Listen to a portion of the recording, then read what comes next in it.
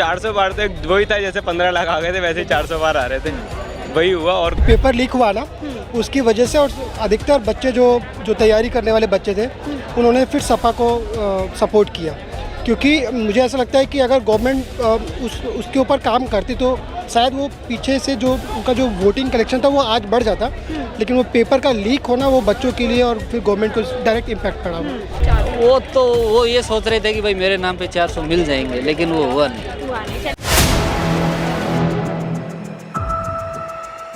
नमस्कार, 4 PM दिल्ली देख रहे हैं। यहाँ पर मैं हूँ आपके साथ शाहीन खान। एक बार फिर 2024 का सबसे बड़ा नारा 400 पार सुर्खियों पे आ गया। जी हाँ, इसी 400 पार के नारे जिसपे पूरी 2024 की एक लड़ाई भारतीय जनता पार्टी ने लड़ी, कहीं ना कहीं अब चारों तरफ से आवाज़ उठ रही है कि 400 पार के नारे ने ही कहीं ना कहीं भाजपा की नैया डुबाई। अब महाराष्ट्र से शिंदे सरकार लगातार 400 पार के नारे पे सवाल उठा रही है, कह रही है इसी 400 पार ने बड़ा नुकसान भारतीय जनता पार्टी और एनडीए के लिए किया। यानी कि जो महाराष्ट्र में आंकड़े सामने आए उसको लेकर के भी सवाल उठ रहे हैं। अब बड़ा सवाल ये उठता है, क्या वाकई में जो 400 पार का नारा बिना एक सपोर्टेड नारे के बिना दे दिया गया था, क्या वाकई में भाजपा को उस नारे ने बड़ा नुकसान 2024 के चुनाव में? पहले महाराष्ट्र से भाई साहब इन्हीं से जुड़ रहे थे। भाई साहब, क्या लगता है 400 पार का नारा दिया था, पहले भी नारे दिए हैं, जब 2014 में मोदी जी आए थे उन्होंने कहा था बहुत ही महंगाई की मार अब की बार मोदी सरकार, लेकिन इस बार 400 का नारा दिया। क्यों 400 चाहिए, किस लिए 400 चाहिए, ये पीछे नहीं बताया, तो क्या वजह लग रहा है? मैं तो महाराष्ट्र से आया हूँ, मैं एक ट्रैवलर हूँ, बट हिंदी ज़्यादातर बोल नहीं पाता हूँ, मैं मराठी बोलता हूँ।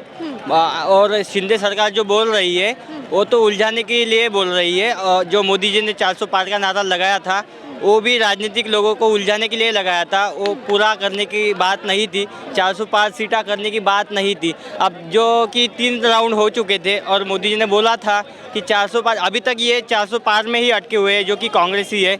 और मोदी जी ने यही कहा था कि मुझे तो 400 पार की ये नहीं थी, यानी 400 पार आएगा या नहीं आएगा ये पता नहीं थी, बट 400 पार कांग्रेसी लोगों के लिए उलझाने के लिए। उल्टा मोदी जी उस पे फंस गए और 240 पे गाड़ी रुक गई। नहीं, वैसी कोई बात नहीं है, जो कुछ जनता के मन में है वही होगा। मोदी जी अच्छा करेंगे तो अच्छा ही होगा, और वैसे कुछ नहीं है। अच्छा करेंगे। आपसे आ जाते हैं आदित्य, आपको क्या लगता है 400 पार का नारा दिया, 240 पे अटक गई भारतीय जनता पार्टी, तो अपने ही नारे पे, क्योंकि पूरा अधूरा नारा दिया था उसमें फंसी। बेसिक सी बात है, 435 सीटों पर लड़ रही थी भाजपा और 400 का नारा देके बैठी थी। ये तो दिल्ली में केजरीवाल की बहुमत नहीं आई इतनी जितनी ये मांग रहे थे। दिल्ली की सरकार कैसे चलती है सबको पता है। दिल्ली में कितनी बहुमत, जितनी केजरीवाल को बहुमत मिली है, 70 में से 67 आ गई थी उनकी 62 आ गई अगले सेकंड राउंड में। आप ये देखो ना, इस लेवल की सरकार तो दिल्ली में नहीं बनी जितने की बात ये करने में लगे हुए थे। 400 पार तो वही था जैसे 15 लाख आ गए थे वैसे ही 400 पार आ रहे थे, वही हुआ और कुछ नहीं। क्या ये विपक्ष को थोड़ा सा ट्रिकी करने की कोशिश की गई, या वाकई में अपने ही नारे में फंस गए? वो क्या था कि ओवर कॉन्फिडेंस था कि शायद ले आएंगे। बीजेपी जिस हिसाब से चल रही थी ना, लोगों में जिस हिसाब से अपनी इमेज को पोर्ट्रे करती है, वो एक बीजेपी का तरीका है कि वो एक की 4 करके ऑलरेडी बोलती है, क्योंकि बीजेपी की बातें ही बनाना आता है बीजेपी को, और तो कोई काम आता नहीं है। शिंदे जी कह रहे हैं 400 पार ने नुकसान किया, तो कहीं ना कहीं मोदी जी पे सवाल उठ रहे हैं। हाँ, तो वो तो उठेंगे ही ना। अब 400, वो तो सबको पता था 400 पार आ ही नहीं सकती। हम तो कब से बोल रहे हैं कि 240 सीटें, 200, हमारा जो नॉर्मली आकलन था सबका वो यही था, 230, 235, 40, 45 से ऊपर तो कहीं जा ही नहीं रहे थे ये। मतलब आपको मैं स्टेट वाइज गिनवा दूंगा अगर, तो हमें पता था, देखो जम्मू कश्मीर में इलेक्शन लड़ नहीं रहे थे, 3 सीटों का नुकसान वहाँ हो रखा था। पंजाब में इनकी एक भी सीट नहीं आनी थी, वहाँ पे किसान आंदोलन चल रहे थे, वहाँ पे और दुनिया जहान के आंदोलन थे, वहाँ पे उसमें एक भी सीट नहीं आनी थी। 10 सीटों का नुकसान इनको वहाँ हो रहा था।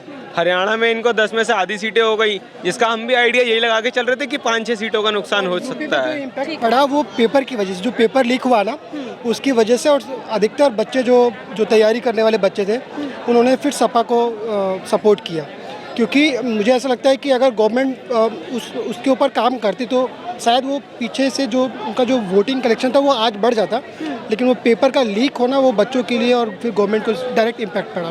ठीक है, लेकिन अब जब एनडीए की सरकार बन गई है तो जब समीक्षा की जाती है कि आखिर क्या वजह रही, उत्तर प्रदेश इतने बड़े स्केल पे हारे हैं, अयोध्या हार जाते हैं जहाँ से मंदिर का पूरा मुद्दा चलता है, तो अब ये निकल के आ रहा है प्रशांत किशोर जिन्होंने भविष्यवाणी की थी कि इस बार फिर से बड़े नंबर के साथ भाजपा आएगी, अब वो भी कहना शुरू कर दिया है कि 400 पार के नारे से ही कहीं ना कहीं नंबर तो खैर उनका ज़्यादा है, 240 आप देखिए, कहाँ 400 कहाँ 240? आप बात समझिए, 240 लाना बीजेपी के लिए पूरी ओपोजिशन को मिलाकर भी कहीं ना कहीं ज़्यादा है। आप देखिए ना, पूरी गठबंधन मिल गई फिर भी उनके 240 नहीं पार कर पा रही।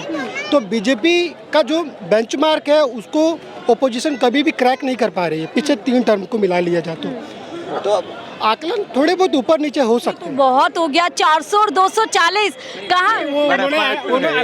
फर्क तो है ही उसमें, ऑब्वियसली 160 नंबर का डिफरेंस है, बिल्कुल ही अलग तरीके से एक राजनीति देखी जाती है। अगर 400 पार हो जाता तो नहीं, जैसे 400 पार पूरे एनडीए भी हो जाता ना तो भी बहुत बड़ी बात थी। ओपोजिशन का गठबंधन था, वैसे ही एनडीए का भी अपना गठबंधन है।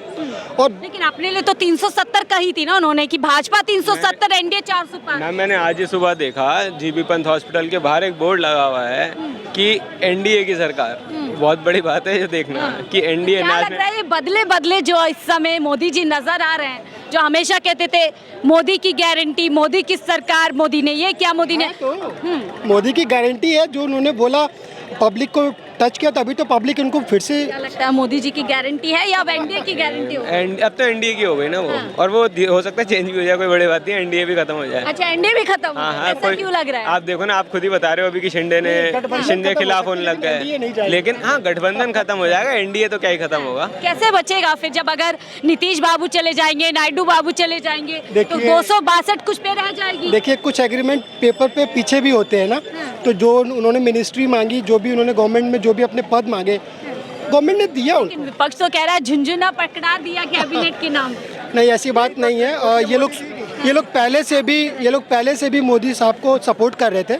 इनके पीछे के इलेक्शंस को आप देखेंगे, पीछे के पहले कभी एनडीए सुनाई नहीं दिया, हमेशा मोदी मोदी हाँ सुनाई। तो मैम मजबूरी है, देश की जनता ने मजबूरी बना दी है अब कि एनडीए पे आना पड़े। मोदी जी एक अकेला सब पे भारी, आप कह रहे हैं मजबूर है। एक बहुत अच्छा इम्पैक्ट है इंडियन पॉलिटिक्स के सालों अंदर, तक उनका दबदबा बहुत ही रहेगा। अच्छा इम्पैक्ट मानता हूँ ये इंडियन पॉलिटिक्स के अंदर कि कम्युनल बेस पे हटके दो अभी भी हुआ है, ये जो 240 सीटें आई हैं ये भी कम्युनल बेस पे आई हैं और इसके अलावा कोई तरीका है लेकिन नहीं। अयोध्या से जो मैसेज दिया गया उसको कैसे? वो एक बहुत बड़ा मैसेज है, और सिर्फ अयोध्या नहीं, जिस उत्तर प्रदेश के बारे में लोग इधर उधर की बातें करते हैं कि यहाँ के लोग पढ़े लिखे नहीं हैं, और उन्होंने एक बहुत अच्छा इम्पैक्ट दिया जो देख के खुशी होती है कि चलो एटलीस्ट लोगों में इतनी समझ तो है कि हमारी नौकरी भी हमारे लिए कोई मैटर करती है, हमारे बच्चों के लिए क्या होगा इन फ्यूचर उसको वो भी लेकिन आप मैटर। सरकार बने हुए 3-4 दिन ही हुए हैं, नीट का स्कैम हम देख रहे हैं, उधर एक के बाद एक पूरे आतंकवादी हमले जो है जम्मू एंड कश्मीर में हो रहे हम हैं। वो वही आप होते रहे हैं, ऐसा नहीं है कि 2014 के बाद से कुछ नहीं हुआ है, बहुत सारी चीज़ें हुई हैं 2014 के बाद से, लेकिन क्या है कि हमारी जो मीडिया है ना वो उस तरीके से उसको पोर्ट्रे नहीं करती है। लेकिन आप जम्मू नहीं जा रहे, वो बाहर विदेशी आप यात्रा पर जा पुलवामा रहे के हैं। आप पुलवामा देखिए, पुलवामा क्या था, किसकी लैक ऑफ सिक्योरिटी का इशू किसका था? बीजेपी का था ना। बीजेपी पावर में थी तभी तो पुलवामा अटैक हुआ, तो इसके लिए जिम्मेदार किसको ठहराना चाहिए? जिम्मेदार भाजपा सरकार को और मोदी जी को ठहराना चाहिए ना। उसमें आपने उनको अटैक करवा के वाहवाही करवा दी, आप जिसमें हमारे जवान मारे जाते हैं उसमें आप उनकी वाहवाही करवा रहे होते हो। तो ये मीडिया का एक बहुत बड़ा रोल है जो जनता पे इम्पैक्ट करता है, और मीडिया सुधरेगी। आपका नाम कैसा? पवन शर्मा। पवन जी, 400 पार का नारा चुनाव में दिया गया था, अब जो है एक दूसरे पे ठीकरा फोड़ा जा रहा है कि 400 पार ने ही नुकसान एनडीए और भाजपा को कराएगा, आपको क्या लगता है? ये बीजेपी की जो टिकटो बंटवारा के अंदर जो तानाशाही थी, हाँ। मोदी ने और जो बीजेपी की सेंट्रल कमेटी है उन्होंने अपनी मर्जी से जिसको जनता चाह नहीं रही है उसको मैदान में भेजा और उनको खामियाजा भुगतना पड़ा है। आपको एग्जाम्पल के तौर पर बता दूं कि राजस्थान की बाड़मेर सीट है, वहाँ पर पिछले टर्म में केंद्रीय मंत्री था कैलाश चौधरी, वो बीजेपी के सिंबल पे चुनाव लड़ रहे थे, और वहाँ एक 26 साल का युवा रविंद्र सिंह भाटी मैदान में था, बहुत अच्छी तरीके से ग्रो कर रहा था और बीजेपी से टिकट की दावेदारी कर रहा था, लेकिन संगठन ने दरकिनार किया और उसको टिकट नहीं मिली, गलत लोगों को टिकट दे गलत दिया। लोगों को टिकट दी, और खामियाजा ये भुगतना पड़ा कि बीजेपी तीसरे नंबर पर चली गई, 2 लाख वोट पार नहीं कर पाई। तो जो इंडिपेंडेंट रविंद्र भाटी था वो कांग्रेस से फाइट में रहा, मात्र 70-80 हज़ार वोटों से चुनाव लूजर रहा, और इंडिया के अंदर इंडिपेंडेंट तौर पर नंबर 1 वोट लिए थे। तो ऐसे लीडर को दरकिनार करना बीजेपी के लिए आज ये चुनाव नहीं, आगे भविष्य के लिए भी बहुत नुकसान उठाना नुकसान पड़ेगा। होगा। अच्छा, आपको नहीं लगता जैसे नारे हम देते हैं तो एक नारे के साथ दूसरा नारा होता है, जैसे उन्होंने बोल दिया 400 पार, इस बार 400 पार, अब की बार 400 पार, लेकिन 400 पार क्यों चाहिए ये नहीं बताया भाजपा ने। तो क्या इसी की वजह से, और जो उनके नेताओं ने बोला कि संविधान बदलना है, अनुच्छेद, ये तमाम चीज़ें, क्या यही नुकसान दे गई भाजपा को? नहीं, ये बीजेपी का और कॉन्फिडेंस बीजेपी को नुकसान देगी। बीजेपी ये चाह रही थी कि मोदी के नाम पर देश में सब कुछ हम हासिल कर लेंगे। जो अंदरगल बयान 400 पार, कांग्रेस मुक्त भारत, किसी देश किसी की बपोती नहीं है। कांग्रेस ने इस देश में काफ़ी लंबे टर्म पे राज किया है और आज भी बहुत मजबूत स्थिति के अंदर कांग्रेस है। तो ये सब बहुत सी राजनीति जनता ने मुंह तोड़ के जवाब दिया। ओवर कॉन्फिडेंस, लेकिन कल राहुल कह रहे थे कि इतना ओवर कॉन्फिडेंस था कि अगर प्रियंका गांधी उनके खिलाफ चुनाव लड़ लेती तो हो सकता था वहां से पूरी तरीके से पीएम मोदी हार जाते। तो ये बिल्कुल सही बात बोल रहे थे। जब वाराणसी के अंदर बैलेट पेपर की काउंटिंग हो रही थी तो नरेंद्र मोदी पीछे चल रहे थे, 3 घंटे पूरा पीछे चले, और राहुल गांधी 3 लाख प्लस वोटों से मैच जीते थे और ये लाख वोटों से नरेंद्र मोदी देश का प्रधानमंत्री सिर्फ विजयी हुआ है। तो ये सोच लो, अगर वाकई प्रियंका गांधी सामने होती तो नरेंद्र मोदी का ये हाल होता जो हमारे नेताजी का अमेठी में हुआ था पिछले चुनाव के अंदर। ठीक है, एक आखिरी सवाल लेते हैं। महाराष्ट्र के सीएम शिंदे अब कह रहे हैं कि जो महाराष्ट्र में नुकसान हुआ है, जो देश में भाजपा और एनडीए को नुकसान हुआ है, वो 400 पार के नारे की वजह से हुआ है। तो आपको ठीक लगता है? महाराष्ट्र के अंदर जो नुकसान हुआ है ना, उनके घर फाड़े इन्होंने। शरद पवार का घर फाड़ दिया, फिर बाला साहेब ठाकरे का घर फाड़ दिया। जो एक्चुअल शिवसेना थी वो शिवसेना एक नाथ शिंदे को दी, और जो महाराष्ट्र में एक्चुअल एनसीपी थी वो अजीत पवार के पास में गई।